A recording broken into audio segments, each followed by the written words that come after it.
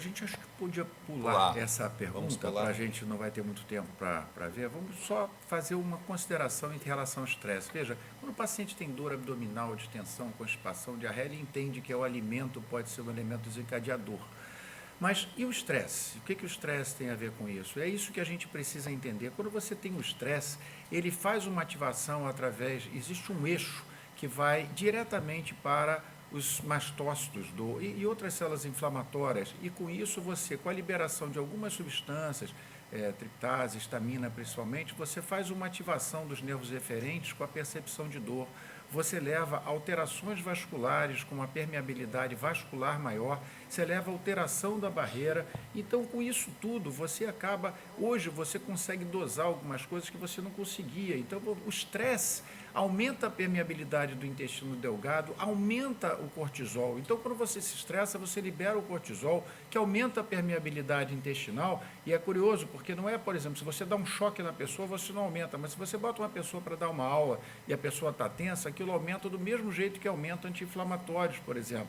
Mas o mais interessante disso tudo é que você sabe que isso é através do cortisol, e quando você faz o hormônio, que é através do hormônio liberador de corticotropina, e quando você faz o cromoglicato, né, que é o estabilizador de mastócito, você melhora isso. Então, esses estabilizadores de mastócito, eles podem ter um papel interessante. Mas talvez mais importante do que a droga é que você tem várias técnicas de redução de estresse, baseado em mindfulness, você tem terapia cognitiva comportamental, principalmente, que levam a uma adaptação do cortisol, ou seja, você mesmo, ao invés de tomar remédio e ficar dependendo, você faz algum tipo de meditação, você faz terapia cognitiva comportamental, que não adianta fazer a convencional, são pessoas especializadas neste tipo de patologia.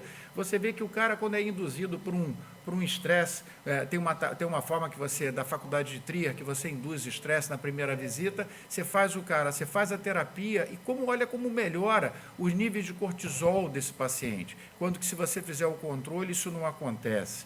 E você vai ver, por exemplo, alguns estudos muito recentes, agora de 2022, você tem a terapia cognitiva comportamental, olha o grau de melhora do índice de sintomas da qualidade de vida dos pacientes com síndrome de intestino irritável para aqueles casos resistentes, não é para um caso comum que você pegou na saída. E isso se repete da mesma forma para a hipnose, especialmente para crianças. Então, crianças com dores abdominais que vêm sendo retratadas 1 milhão de vezes com antivermífugos, dizendo que ele brinca na areia, que bota a mão na boca, tal, na verdade, ele pode ter uma doença funcional e você faz hipnose. Às vezes, a criança tem alguns traumas que a hipnose funciona bem, para adulto também funciona.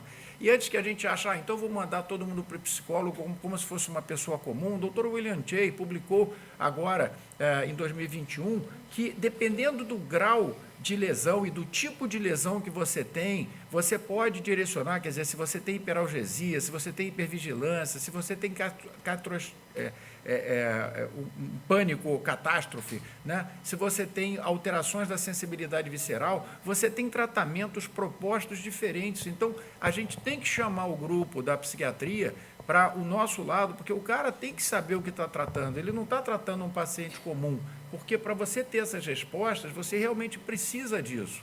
E, naturalmente, existem doenças que cruzam a nossa parte orgânica. Então, naquela publicação que eu falei para vocês do Camilleri, né, sobre a fisiopatologia, é interessante a gente afastar algumas patologias. Será, como a gente comentou aqui, que ele tem desordem de evacuação? Será que ele tem distúrbio da motilidade? Será que esse cara tem diarreia por ácido biliar? Eu peguei uma pessoa lá da UERJ com uma síndrome do intestino irritável típica. Eu falei, vou tratar, você vai ficar ótimo. O cara não melhorava com nada, até que eu dei colesteramina e ele tinha um componente da síndrome do intestino irritável dele associado à alteração dos sais biliares. Então, uma tentativa com colesteramina é uma coisa muito bem-vinda. Definição de doença celíaca ou de disacaridades, avaliar se ele tem alguma reação imune alimentar, ou se ele tem inflamação da mucosa, ou se é um paciente mais lá para os 50 anos com doença diverticular, que talvez seja sintomática. sintomática? Será que esse cara vai ter um aumento da calprotectina sem ser uma doença inflamatória intestinal?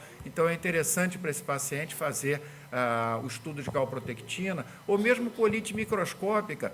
Veja, quando a gente fala de síndrome do intestino irritável, o diagnóstico clínico, a gente tem sempre o medo da gente é estar deixando passar a doença, especialmente alguém que trabalha com muita doença inflamatória, fica com um foco nesse sentido.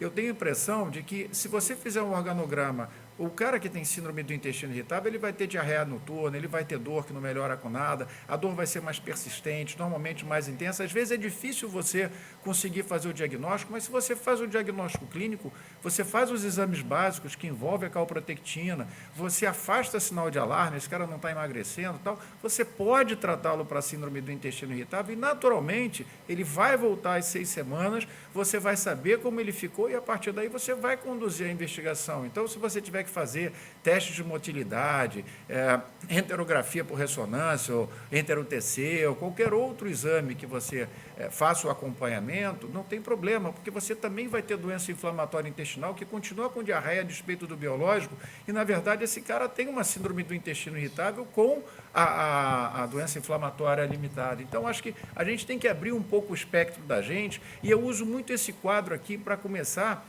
para orientar esses pacientes, né? Você começa, essa foi a publicação do Camilleri do ano passado, que é interessante porque ele começa, ao invés de colocar o sintoma principal, ele vai começando a abrir uma série de leques. Eu botei em amarelo aqui aquilo que foge do que a gente faz. Veja, ele já começa a considerar biomarcador, que a gente não fazia, ele considera um danzetrona no tratamento e não só a lozetron, ele faz a procaloprida, que a gente tinha falado, que provavelmente a gente já faz, ele investiga os ácidos biliares.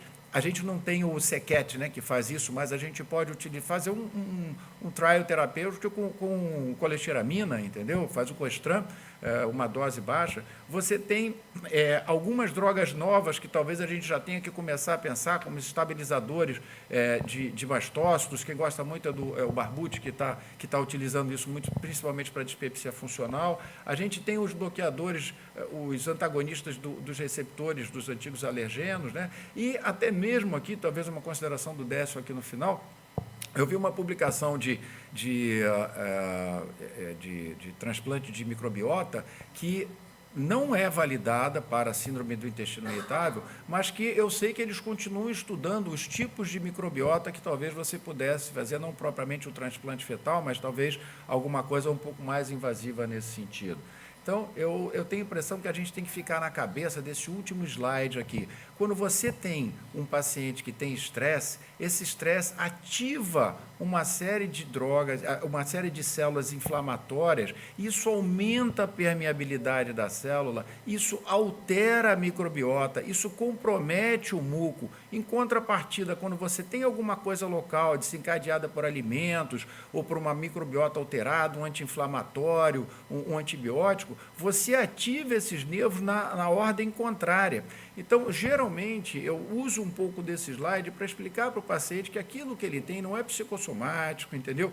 Que a dor que ele tem realmente é uma dor que existe, e a gente vê que para cada um desses segmentos, você tem a terapia cognitiva comportamental, você tem os neuromoduladores centrais que atuam não só no cérebro, mas no cordão posterior da medula, onde você leva o estímulo para o cérebro. Você tem dietas ricas em fibra, baixa em gordura, você tem low FODMAP, que vai atuar não só na microbiota, mas também na permeabilidade intestinal, do mesmo jeito que agora a gente está tentando diminuir essa permeabilidade ou normalizar através dos tricíclicos, né, que atuam no 5-HT1, e também os antagonistas diretos no 5-HT1. Então, quando eu explico para o meu paciente a sintomatologia que ele tem e por que ele tem, eu acho que ele se sente mais confiante em fazer um primeiro estágio. Eu sempre digo também que é uma escada, que eu vou começar com o primeiro tratamento, se não responder, a gente vai para o segundo, e que ele tem que ter um pouco de paciência para que ele possa continuar voltando à consulta e a gente continuar